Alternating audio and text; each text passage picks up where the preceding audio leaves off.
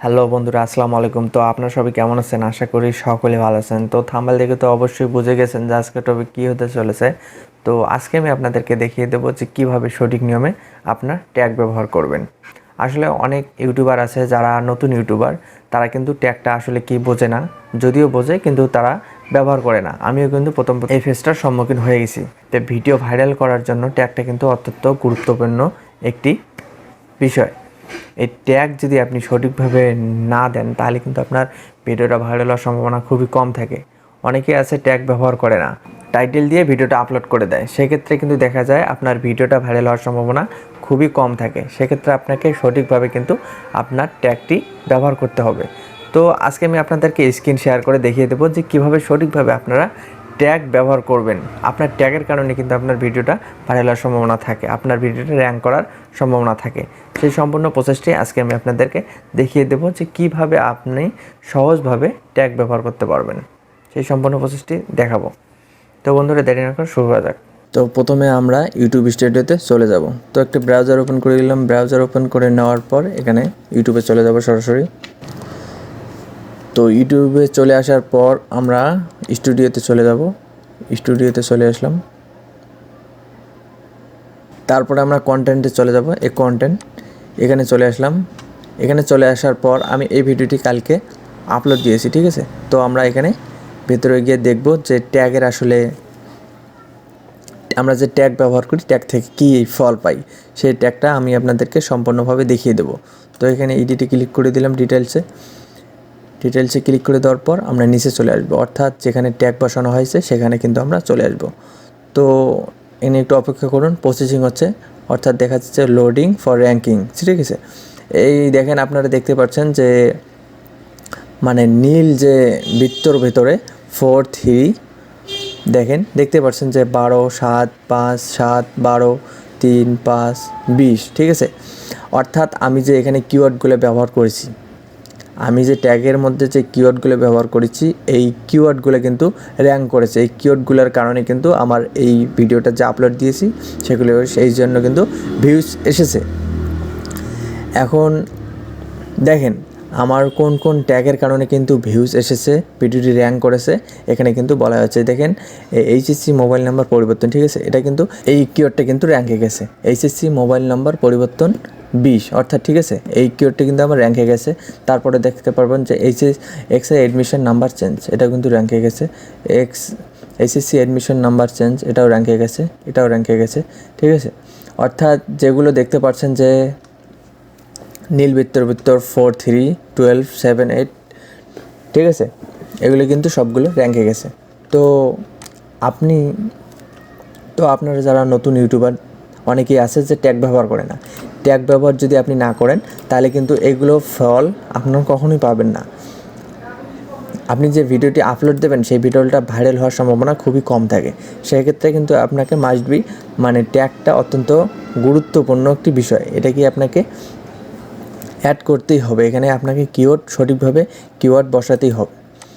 তো আপনার কীভাবে সঠিকভাবে কিওয়ার্ড বসাবেন সেই সম্পূর্ণ প্রসেসটা আজকে আমি আপনাদেরকে দেখিয়ে দেবো, কীভাবে কিওয়ার্ড রিসার্চ করবেন। তো আপনাকে একটি ট্যাবে নিব। ট্যাব নেওয়ার পরে আপনাকে এখানে লিখতে হবে টিউব বাডি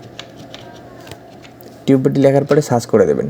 সার্চ করে দেওয়ার পর শুধু দেখবেন যে টিউব বাডি কোথায় লেখা আছে। এখানে দেখতে পাবেন টিউব বাডি, ঠিক আছে। এখানে একটি ক্লিক করে দিলাম। এখানে ক্লিক করে দেওয়ার পর এখানে দেখতে পাচ্ছেন যে রিমুভ ফ্রম ক্রোম, ঠিক আছে। অর্থাৎ আমি কিন্তু ইতিপূর্বে টিউব বাডিটি আমার ইউটিউবে অ্যাড করিয়েছি।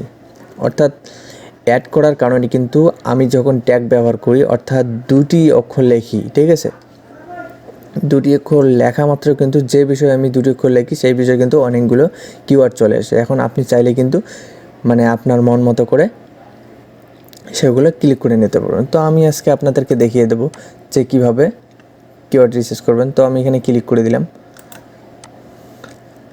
ট্যাগের ওখানে চলে যাব। ট্যাগে এখানে চলে আসার পর যেহেতু এখানে লেখা আছে এটা আমার কি বিষয়, video HSC admission number change, ঠিক আছে। তো আমি শুধু এখানে লিখবো এইচএসসি, আর কিছু লিখবো না। লেখার পরে নিচে দেখতে পারবেন যে এখানে HSC exam 2022 update news, HSC band, এইচএসসিতে প্রেম, ঠিক আছে। তো আমি তারপরে দেবো এডমিশন দেবো। তারপরে দেখেন এখানে কতগুলো অপশন চলে আসে, HSC admission 2005, HSC admission 2022, update news, HSC admission 2023, ঠিক আছে। আপনি এগুলো চাইলে কিন্তু সিলেক্ট করে দিতে পারবেন। তো আমি আবারও দেখাচ্ছি, এক্সআই এডমিশন আমি লিখি নেই, তারপরে কিন্তু চলে আসছে দেখেন এক্সআই এডমিশন gov.bd 2022, ঠিক আছে। তো আপনারা এখানে যদি সিলেক্ট করে দেন এখানে কিন্তু অ্যাড হবে, প্লাস আইকনে ক্লিক করে দিলে কিন্তু এখানে অ্যাড হবে, দেখতে পাচ্ছেন যে এখানে অ্যাড হয়ে গেছে, ঠিক আছে। তো আপনি এভাবে চাইলে কিন্তু খুব সহজভাবে কিওয়ার্ড রিসার্চ করতে পারবেন টিউববাডি দিয়ে। সেই ক্ষেত্রে কিন্তু আপনাকে টিউববাডিটা অ্যাড করে নিতে হবে। সেক্ষেত্রে আমি এখানে দেখতে পাচ্ছেন যে আমার অ্যাড করা আছে, সেই কারণে রিমুভ ফর্ম কোলম দেখাচ্ছে। তো এটা খুবই ইজি একটা ব্যাপার। আপনার এই টিউববাডিতে আসার পরে এখানে অ্যাড দেখাবে, অ্যাডে ক্লিক করে দেবেন। অ্যাডে ক্লিক করে দেওয়ার পর আপনার যে চ্যানেলের যে জিমেলটি আছে সেই জিমেলটি বসিয়ে দেবেন। জিমেলটি বসিয়ে দেওয়ার পর আপনার সেই জিমেলের পাসওয়ার্ডটি এখানে সঠিকভাবে বসিয়ে দেবেন। বসিয়ে দেওয়ার পর আপনার কিন্তু অ্যাড হয়ে যাবে। সেক্ষেত্রে আপনার ব্রাউজারটি কেটে দেবেন। ব্রাউজারটি কেটে দেওয়ার পর আপনারা আবার সেই ব্রাউজারে প্রবেশ করে দেবেন। প্রবেশ করার পর আপনার টিউববাডিটি কিন্তু সম্পূর্ণভাবে অ্যাড হয়ে গেছে। তারপর থেকে আপনারা যখন ট্যাগ ব্যবহার করবেন তখন কিন্তু সঠিকভাবে আপনার কিওয়ার্ড রিসার্চ করতে পারবেন। এখানে আরেকটি বিষয় আছে, অনেকে বলতে পারে যে টিউববাডি অ্যাড করলে কোনো সমস্যা হবে নাকি, থার্ড পার্টি অ্যাপস। আসলে এই বিষয়ে কোনো সমস্যা হবে না।